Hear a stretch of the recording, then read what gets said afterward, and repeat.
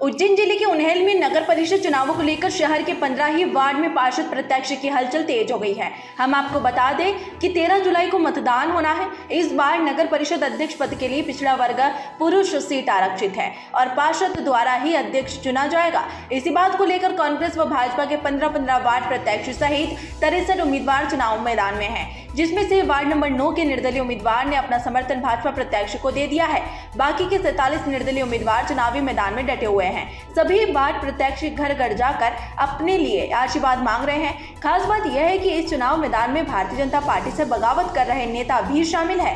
Bhajpa party द्वारा अभी तक अपनी ही पार्टी से बगावत कर रहे प्रत्याशियों पर कोई कठोर निर्णय नहीं लिया गया है। यह भी एक नगर में चर्चा का विषय बन रहा है।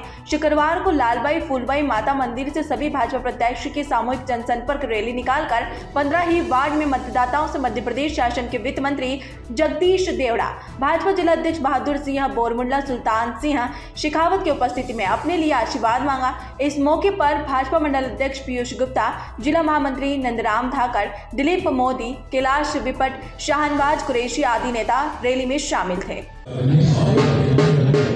आगामी 13 जुलाई को उज्जैन जिले की 3 नगर पालिका और 3 नगर परिषद में दूसरे और अंतिम चरण के चुनाव संपन्न होंगे।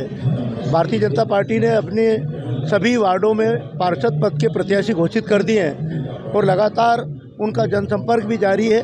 उनके कार्यालय के उद्घाटन हो गए हैं, वार्डों की बैठक हो गई है और अब बूथ की बैठक होकर के निश्चित रूप से पन्ना समिति और पेज समिति तक भारतीय जनता पार्टी का नीचे तक काम खड़ा हो रहा है। भारतीय जनता पार्टी के पार्षद के प्रत्याशियों का लगातार अपने अपने वार्डों में बड़े पैमाने सघन जनसंपर्क जारी है। आज हमारे यशस्वी प्रभारी मंत्री माननीय जगदीश जी देवड़ा जी उन्हेल नगर परिषद के 15 ही वार्डों के प्रत्याशियों को साथ लेकर के नगर के प्रमुख मार्गों से संपर्क रैली के रूप में यहाँ पर जनता जनार्दन से भारतीय जनता पार्टी के पक्ष में आगामी 13 जुलाई को मतदान करने के लिए आशीर्वाद मांगेंगे। इस बार देखा गया है भाजपा के वरिष्ठ कार्यकर्ताओं को छोड़कर युवाओं को मौका दिया गया, तो क्या सोचकर पार्टी ने इन पर विश्वास रखा? निश्चित रूप से हमारे यशस्वी प्रधानमंत्री माननीय नरेंद्र मोदी जी, हमारे यशस्वी राष्ट्रीय अध्यक्ष माननीय जेपी नड्डा जी ने भी भारतीय जनता पार्टी के संगठन में भी युवाओं को आगे लाने का निश्चित रूप से जिस प्रकार से